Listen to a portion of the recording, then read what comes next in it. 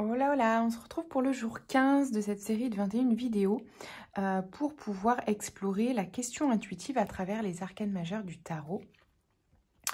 Ici, on a le hiérophante, donc l'arcane 5 qui nous parle de... le hiérophante, c'est un mentor spirituel, un guide, c'est aussi quelqu'un qui est garant du cadre des traditions dans son côté aussi plus négatif qui va être la rigidité, le poids des traditions, etc. Et dans son côté un peu plus voilà, positif, c'est un enseignant et un guide spirituel. Donc, alors, bien évidemment, il y a pléthore de questions possibles. Mais ce qui m'est venu, c'est où est la rigidité et où est l'ouverture d'esprit, peut-être, dans ce qui se joue en ce moment dans nos vies. Du coup, ce qui est venu ensuite très bien compléter cette première question, que vous pouvez répondre chez vous en écriture intuitive ou à l'oral. Donc la question secondaire, c'est comment faire pour lâcher prise justement sur peut-être là où il y a un peu trop de rigidité dans nos vies, voilà, que ça vienne de nous ou de l'extérieur. Pas toujours évident de prendre du recul lorsque j'ai la tête à l'envers. Il s'agirait que j'accepte de ne pas avoir de solution pour me remettre sur pied. Donc très intéressant si vous êtes justement dans une impasse ou que vous avez l'impression d'être dans une impasse, que ce soit le fait de votre mental ou des circonstances extérieures, ou les deux peut-être. Parfois la solution, eh bien, c'est de lâcher prise. Ça veut dire quoi, ce fameux lâcher prise? C'est d'accepter de ressentir toutes les émotions désagréables ou agréables que vous pouvez ressentir, mais à fond, sans les retenir, pour pouvoir ensuite eh bien, vous abandonner en fait à l'impermanence déjà de ces émotions et au fait de ne pas avoir de solution. Donc c'est le fait aussi d'accepter je n'ai pas de contrôle sur ça, ça et ça. Voilà, et j'accepte ce constat-là. Ok. On va voir si on a des éléments de réponse, du coup, avec le tarot. On a le 5 de coupe, le monde et le 3 d'épée. Alors, pour moi ici, ce qui se joue dans un schéma ou une blessure, c'est votre liberté. Donc ça peut être votre liberté d'esprit, justement, votre liberté intérieure, ce qui évidemment a un impact sur votre liberté extérieure hein, et sur les circonstances extérieures, évidemment. Mais là, c'est vraiment assez fort que ça appuie là-dessus parce que peut-être justement que vous vous sentez possiblement enfermé par des dogmes, soit des dogmes liés à eh bien, un aspect spirituel, une religion, peut-être même une forme de spiritualité. Hein, on a vu et on voit beaucoup aussi de dogmes à travers le courant spirituel, New Age, etc. Donc peut-être que vous traversez une phase aussi où vous vous sentez enfermé finalement dans une forme de croyance, qu'elle soit dite spirituelle ou pas. Et peut-être que vous cherchez ou vous avez besoin de remettre en question ça. Parce que ce soit dit spirituel ou pas, si c'est enfermant pour vous à un moment donné, c'est là où il faut vous libérer de ces croyances. D'accord ? Donc ça, c'est une chose. Et peut-être qu'il y a une forme de tristesse par rapport à ça parce que vous vous rendez compte que finalement, la spiritualité, c'est pas ce que vous pensiez ou je sais pas moi, je prends... J'ai regardé une vidéo récemment sur, par exemple, voilà, beaucoup de personnes qui remettaient en question cette fameuse loi de l'attraction. Donc c'est intéressant parce que c'est un interview à venir sur la chaîne. Il y a peut-être voilà, ce genre de croyance. Qu'est-ce qui est utile et juste pour moi dans ce qui est véhiculé peut-être dans ce courant spirituel? Qu'est-ce qui est un dogme et qu'est-ce qui est de l'ordre de l'ouverture? Est-ce que ça vient ancrer quelque chose et donc une croyance figée qui fait que finalement je sors d'une autre croyance pour m'enfermer dans une autre? Ou bien est-ce que ça vient ouvrir des espaces en moi de questionnement, de réflexion, mais qui ne m'enferment pas, qui me permettent de trouver mes propres réponses? Bon, voilà, c'est infini comme débat, mais ça pose déjà un cadre. Ça peut être aussi des choses bien plus concrètes hein, dans votre vie quotidienne. Comme le fait justement de chercher à créer, concrétiser, justement manifester certaines choses que malgré voilà, une grande volonté, vous n'arrivez pas à manifester du fait d'une rigidité ou d'une volonté de l'ego qui est figée à l'intérieur et ou de circonstances extérieures, encore une fois, que vous ne pouvez pas contrôler et qui ne dépendent pas que de vous. Ok. Ensuite, valet de coupe, reine de bâton et pendu. Ouais. Ben c'est ça. C'est ça. En fait, il y a potentiellement des désirs de cœur ici, ou en tout cas que vous estimez des désirs de cœur. À vous de poser la question, de vous poser la question si c'est vraiment des désirs de cœur, d'âme, ou si c'est des désirs de l'ego, encore une fois. Je n'ai pas la réponse pour vous, mais peut-être c'est une question aussi que vous pouvez vous poser. Donc, est-ce que c'est des désirs de, voyez, de la reine de bâton qui est une femme, un archétype, que vous soyez un homme ou une femme, c'est une énergie qui a confiance en elle, qui se montre, qui est magnétique. Est-ce que c'est de l'ordre de je veux être reconnue et vue, et ça flirte du coup potentiellement avec des désirs d'ego, de l'ego. Et encore une fois, c'est pas bien ou mal, c'est une expérience qui vous amène justement à discerner aussi ce qui est de l'ordre de vos désirs égotiques et ce qui est de l'ordre de vos désirs d'âme. Et encore une fois, il n'y a pas de bien ou de mal puisque l'ego est ce qu'on vient expérimenter ici. Donc voilà, donc il est là pour nous apprendre aussi des choses à travers ces questionnements. Et pour moi, du coup, ben oui, donc c'est ce que je viens de dire, c'est-à-dire ça vous amène à peut-être à changer, ça vous invite en tout cas, ça nous invite à changer de perspective sur peut-être soit cette diabolisation aussi de l'ego, hein, qui est peut-être à tort, mais aussi à le remettre à sa place. C'est-à-dire que oui, il est utile pour amener certains objectifs de vie, parce que vous êtes peut-être aussi amené.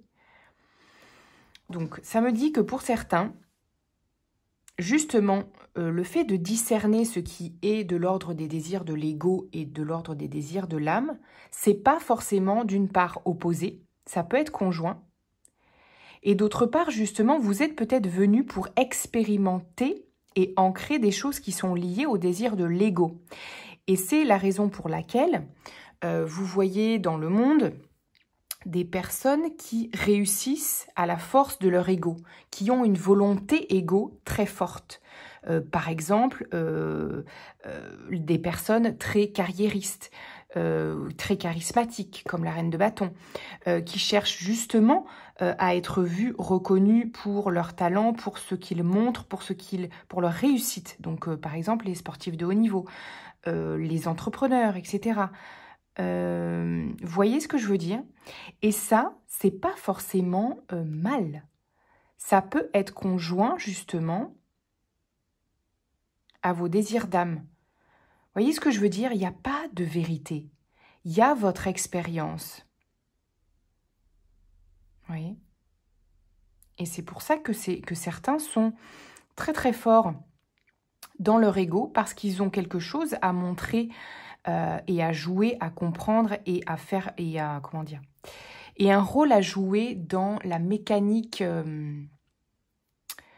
globale, systémique et collective de l'humanité, parce qu'ils sont à la place en étant dans leur ego plus. Vous voyez ce que je veux dire? Il n'y a pas de bien ou mal. Il y a des gens qui sont là pour expérimenter et montrer une certaine partie d'eux, pour aussi jouer un rôle dans la mécanique collective de l'apprentissage. Humain, quoi, de ce qu'on vient s'enseigner à nous-mêmes en s'incarnant dans cette part humaine et égotique de notre être. Voyez, je ne sais pas si vous me suivez. L'empereur, la reine d'épée et le cavalier de bâton.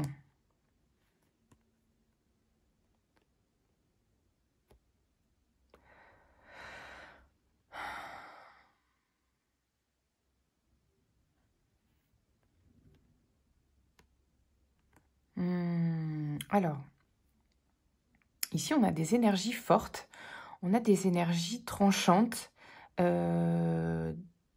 fougueuses aussi, et à la fois, donc c'est étrange. C'est comme si là, il y avait un mix entre, ok, j'accepte, peut-être qu'il s'agit d'accepter aussi, d'accepter toutes ces facettes, peut-être en nous, je suis quelqu'un quelqu'un peut-être d'autoritaire, quelqu'un qui aime la structure, quelqu'un qui est peut-être une autorité, une personnalité tranchante, qui n'est pas forcément manipulable, qui sait ce qu'elle veut, qui est douée d'une certaine intelligence sur le plan mental, la reine d'épée. Et ce n'est pas forcément opposé ou dissociable d'une certaine fougue, d'une certaine spontanéité. Voyez, c'est peut-être ça, où est la rigidité, où est l'ouverture d'esprit. C'est pas antinomique que d'être une personne qui est qui a un caractère peut-être structuré ou structurant, et d'avoir un côté plus spontané, fougueux. Voilà, c'est pas antinomique. Il s'agit en fait, pour moi, le message là, c'est d'accepter tous vos paradoxes. Vous voyez ? On est tous faits de paradoxes. Ici, dans les ressources, donc, dans les ressources, c'est ça. C'est ce paradoxe de... pour certains, vous êtes peut-être quelqu'un d'hyper mental, d'hyper innovant, d'hyper... parce que l'air, c'est... oui, c'est tout ce qui est, le mental, les idées, mais dans un sens peut-être novateur. Et ici, on peut voir avec la nuit que vous pouvez avoir autant un mental surpuissant du point de vue des idées novatrices, mais aussi, ça peut être votre ennemi dans le sens où ça peut être un mental envahissant, justement, dans son côté plus sombre, qui va vous tirer vers une certaine, justement, rigidité peut-être extrême. Donc, il y a peut-être un équilibre à trouver là-dedans, si vous vous reconnaissez dans cet aspect mental, hyper mental. Qui vous enferme ou qui vous attache aussi.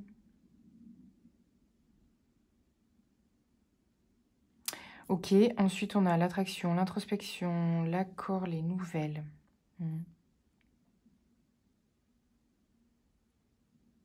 Pour certains, ce mental envahissant, il peut débouler.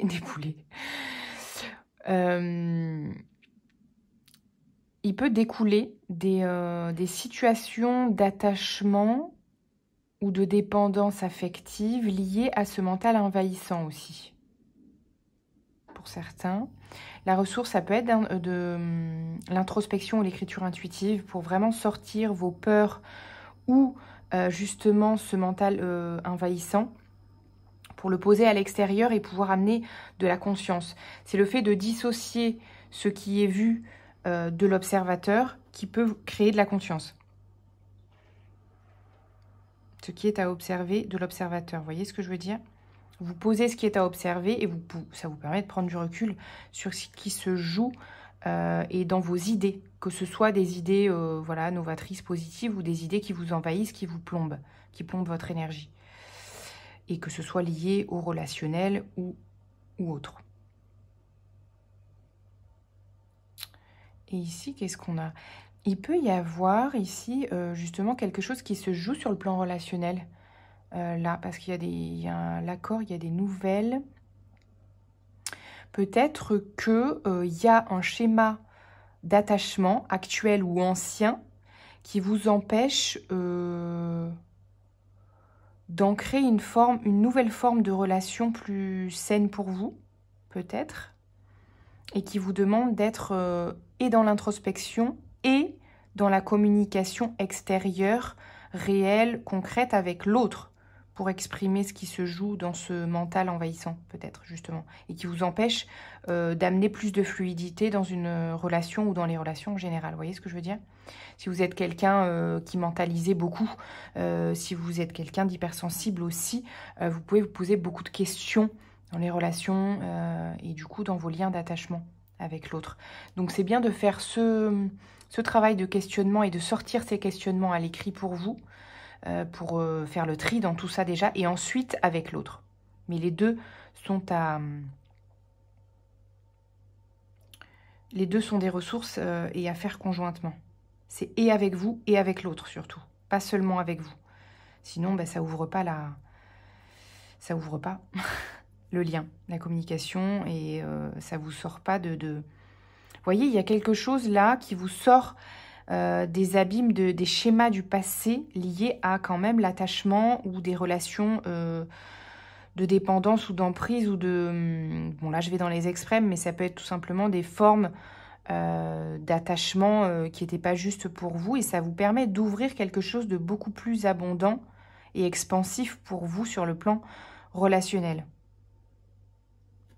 Pour moi ici. Ok. Waouh, c'est intense cette guidance. La mot valsée. La mélancolie jette en écume, écueil et regret, nettoie le passé pour nous en libérer, pour t'y noyer. Pour ne t'y noyer, tourne tes pensées vers les activités qui contentent ton cœur et créent les petits bonheurs. Ok, allégez-vous donc de ces schémas de fonctionnement du passé et retrouvez de la joie et de la légèreté dans la création. Ça vous permet aussi d'extérioriser, encore une fois, peut-être cette hypermentalisation ou ces angoisses liées aux liens ou à l'interaction sociale aussi, de manière générale, si pour vous c'est un thème. Sans vaciller, sois assuré de trouver la clé, la solution se révèle à ceux et celles qui croient en elle. Ouvre-toi à tes possibilités. Donc il y a des clés. Les connaissances, de toutes les connaissances conjuguent l'essence à l'expérience. Tout le reste n'est que futilité ou nouveau champ à explorer. Va en quête de ta vérité. Il peut y avoir des ressources aussi, des livres, des formations, des nouvelles connaissances qui peuvent être des ressources pour vous dans cette quête ou dans ce thème actuel. Prenez soin de vous, à bientôt, ciao ciao.